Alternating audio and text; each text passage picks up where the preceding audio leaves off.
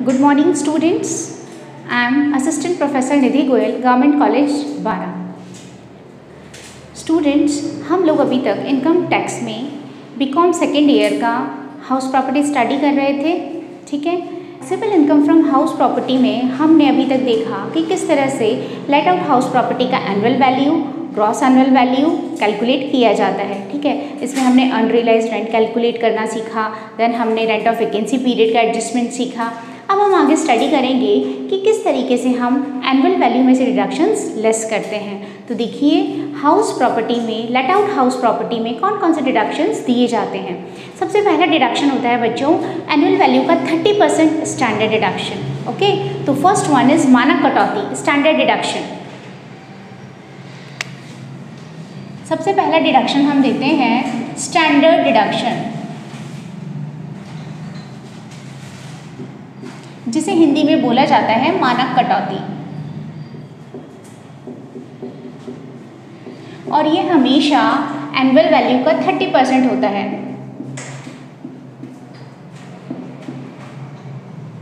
Simple सी बात है, समझ आ रहा है। अगर आपका एनुअल वैल्यू 1000 रुपये आया है तो उसका 30% 300 माइनस कर दीजिए, दैट इज स्टैंडर्ड डिडक्शन। अगर आपका एनुअल वैल्यू 1 लाख रुपये है तो कितना माइनस कर देंगे आप, उसका 30%, 30,000 माइनस कर दीजिए, 70,000 हो जाएगा आपका नेट वैल्यू। मेरे कहने का मतलब है जितना भी एनुअल वैल्यू होता है उसका 30% आप लेस कर देंगे।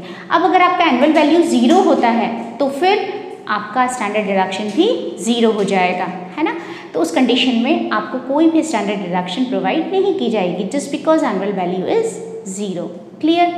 सेकेंड थिंग क्या है,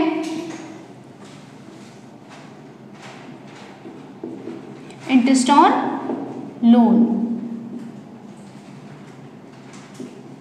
टेकन फॉर हाउस प्रॉपर्टी। अगर आपने हाउस प्रॉपर्टी के लिए कोई भी लोन लिया है और उस लोन पर आप अगर किसी भी तरह के इंटरेस्ट का पेमेंट करते हैं तो उस कंडीशन में क्या होगा, उस कंडीशन में उस इंटरेस्ट की, I am not saying about loans, I am saying interest on loan, उस लोन पर इंटरेस्ट की छूट यहाँ पर दी जाएगी। ठीक है, सबसे इम्पॉर्टेंट बात यह है बच्चों, लेट आउट हाउस प्रॉपर्टी में इस इंटरेस्ट की कोई लिमिट नहीं है। आप जितना भी लोन लेंगे उस पर पूरे इंटरेस्ट की छूट यहाँ पर दी जाएगी।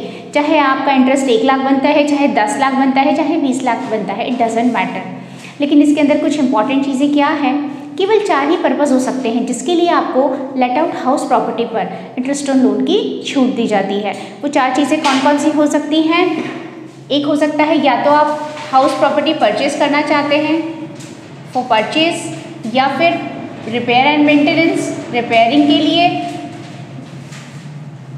ठीक है, देन परचेज के लिए, रिपेयर के लिए, या फिर कंस्ट्रक्शन के लिए, और उसका एक्सटेंशन, वृद्धि। हिंदी में हम इन 4 चीज़ों को क्या बोलेंगे, या तो आप कोई भी नया मकान खरीदना चाहते हैं, या फिर आप उसकी मरम्मत करवाना चाहते हैं, ठीक है, या फिर आप नई हाउस प्रॉपर्टी का निर्माण करना चाहते हैं और उसका एक्सटेंशन यानी कि उसमें वृद्धि करना चाहते हैं। तो अगर आप किसी भी हाउस प्रॉपर्टी की इन 4 चीज़ों के लिए कोई भी लोन लेते हैं और फिर उस लोन पर आपको कोई भी इंटरेस्ट पे करना होता है तो वो क्या होता है, वो इस हेड में डिडक्टेबल होता है। इस हेड में उस इंटरेस्ट ऑन लोन की छूट दी जाती है लेट आउट हाउस प्रॉपर्टी के लिए। क्लियर। तो अगर आप कोई भी नया घर खरीदना चाहते हैं, उसकी मरम्मत कराना चाहते हैं, निर्माण या वृद्धि, परचेज, रिपेयर, कंस्ट्रक्शन और एक्सटेंशन, ध्यान रखिएगा इन 4 के लिए ही केवल लोन लेंगे आप और इस पर इंटरेस्ट ऑन लोन की छूट यहाँ पर मिलेगी। क्लियर। और इसकी कोई लिमिट यहाँ पर नहीं है, जैसे कि हम आगे सेल्फ ऑक्यूपाइड पढ़ेंगे तो उसमें तो लिमिट्स हैं, लेकिन इंटरेस्ट ऑन लोन की कोई लिमिट नहीं है। फिर इसमें आपको एक बात और ध्यान रखनी है कि अगर किसी भी ईयर में आपकी जो हाउस प्रॉपर्टी है, अगर ये लेट आउट हाउस प्रॉपर्टी जो है आपकी टैक्स फ्री हो जाती है, उस पर कोई टैक्स नहीं है, तो फिर उस ईयर में आपको इंटरेस्ट ऑन लोन की छूट भी नहीं मिलेगी।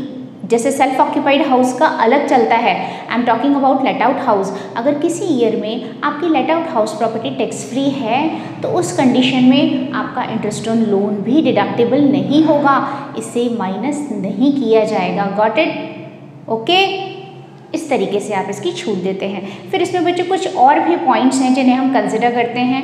क्या पॉइंट्स और इसके साथ हो सकते हैं, कुछ स्पेशल प्रोविजंस हो सकते हैं।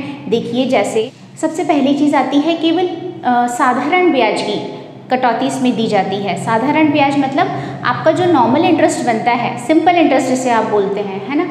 कई बार क्या होता है कि आप इंस्टॉलमेंट्स पे नहीं करते हैं तो उस पर इंटरेस्ट पर इंटरेस्ट जोड़कर आपका कंपाउंड इंटरेस्ट चक्रवृद्धि ब्याज बन जाता है, उसकी छूट यहाँ पर नहीं दी जाती। ठीक है, तो यहाँ पर किसकी छूट दी जाएगी, सिर्फ और सिर्फ सिंपल इंटरेस्ट की। Only simple interest is deductible.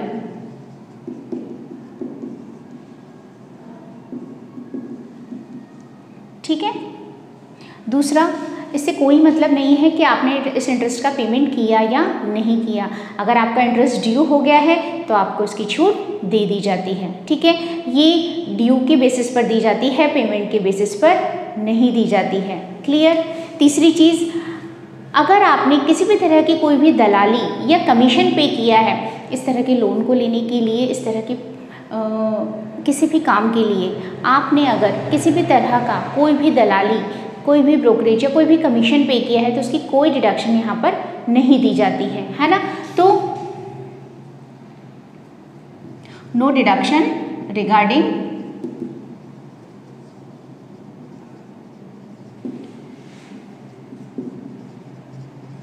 Brokerage और कमीशन।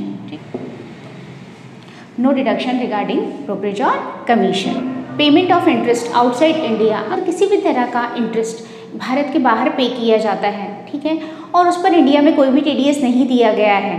सेकेंड थिंग,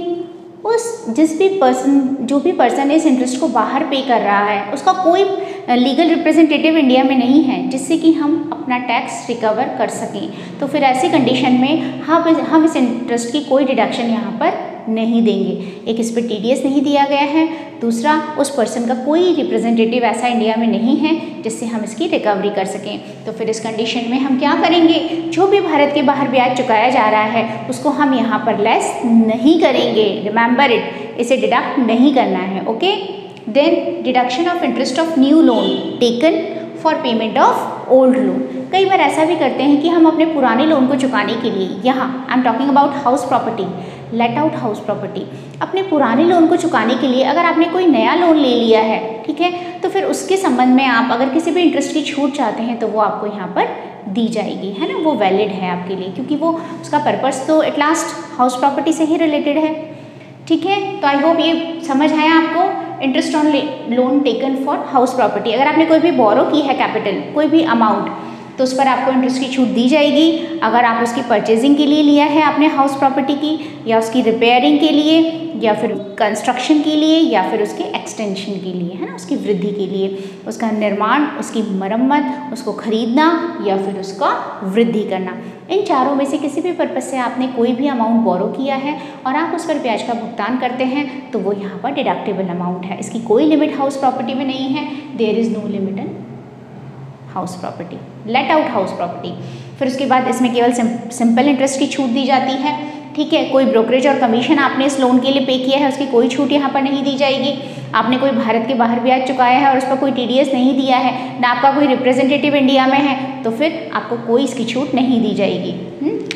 इसके आगे मैं क्रॉस लगा देती हूँ। ठीक है, देन उसके बाद deduction of interest of new loan taken, अगर आपने कोई नया लोन ले लिया पुराने लोन को चुकाने के लिए तो उसकी छूट यहाँ पर दी जाएगी। अब बच्चों देखिए, सबसे important cheese, deduction of interest for pre construction period. देखिए, जैसे सपोज कीजिए आपने मकान बनाने के लिए कोई भी लोन लिया, तो ऐसा तो नहीं है कि इस फाइनेंशियल ईयर में मैंने लोन लिया और अभी मेरा मकान बनकर खड़ा हो जाएगा। मेरे पास कोई जादू का जिन तो है नहीं जो विद इन 1 और 2 मंथ्स मेरी हाउस प्रॉपर्टी तैयार हो जाएगी और मैंने उसको लेट आउट भी कर दिया। कांट पॉसिबल, है ना, प्रैक्टिकल बात है।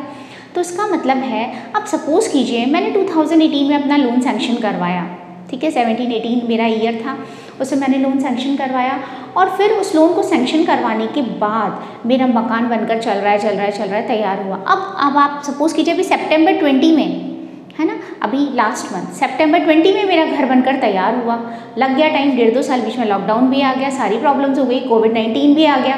तो फिर अब ऐसे सिचुएशन में मैं क्या करूँगी, इंटरेस्ट की छूट मुझे जिस साल हाउस प्रिपेयर हुआ है, हाउस मेरा कंस्ट्रक्ट हो गया है, तैयार हो चुका है, उसी साल से इंटरेस्ट की छूट मिलना स्टार्ट होगी।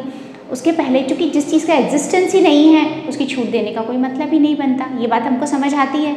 जब हाउस प्रॉपर्टी होगी तभी तो वो टैक्सेबल होगी और तभी तो उसके ऊपर कोई टैक्स लगेगा, और जब टैक्स लगेगा तभी तो उस पर मैं कुछ डिडक्शन दे पाऊँगी। क्लियर हो गया आपको?